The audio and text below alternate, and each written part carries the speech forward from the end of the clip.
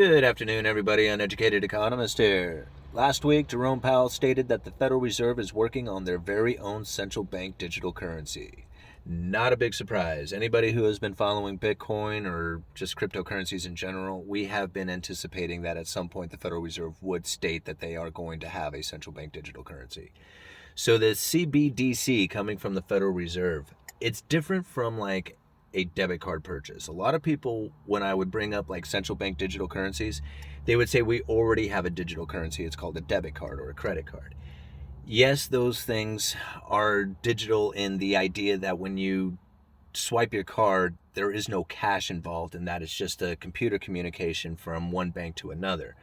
But that's different from a central bank digital currency. The CBDC would be a transaction that goes from one person directly to another. When you use a credit card or a debit card, even if you're sending funds through like PayPal, what you are doing is you are having one bank say, hey, take money from this account and send it over to that bank and put it in that account. With the central bank digital currency, it's literally peer-to-peer. It's one person directly to the other.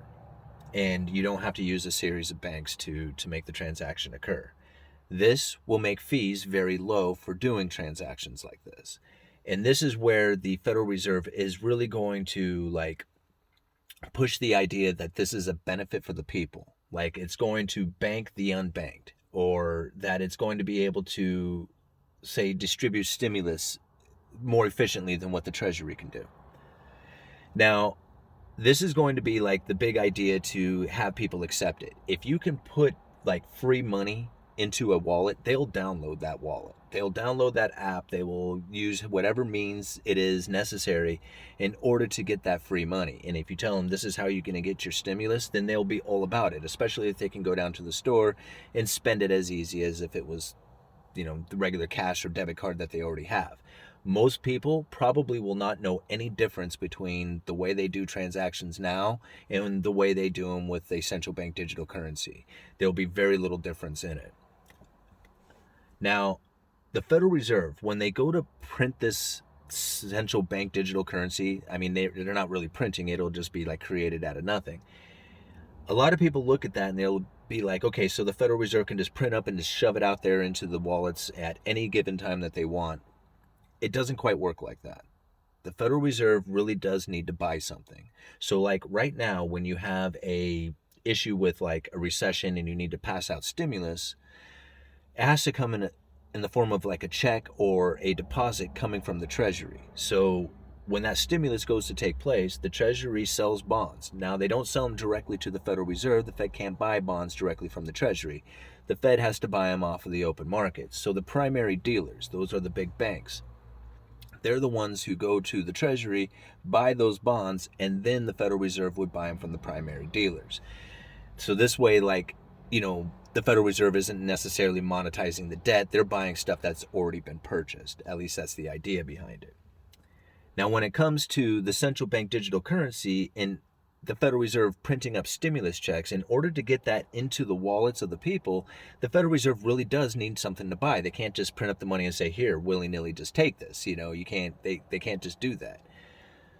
So what the Federal Reserve has, or what they are planning to work with the Treasury and have a bond, an emergency bond that would kick into gear or become like available to the Fed to purchase if, say, unemployment was to reach a certain level.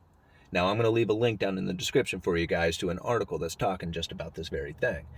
So if you can imagine, we're heading into recession, unemployment starts spiking, reaches a particular level, and then all of a sudden, here's these emergency bonds that the Federal Reserve can buy. They go buy the bonds, essentially print up or just immediately create this digital money and send it out there to all the wallets. It can happen very quickly and very efficiently.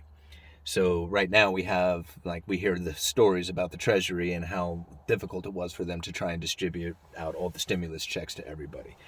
So this would be a very efficient way of being able to, to distribute those types of stimulus. So those are like the benefits that the people are going to hear about coming from the Federal Reserve and coming from all the talking heads. It's all going to be about benefit for the people.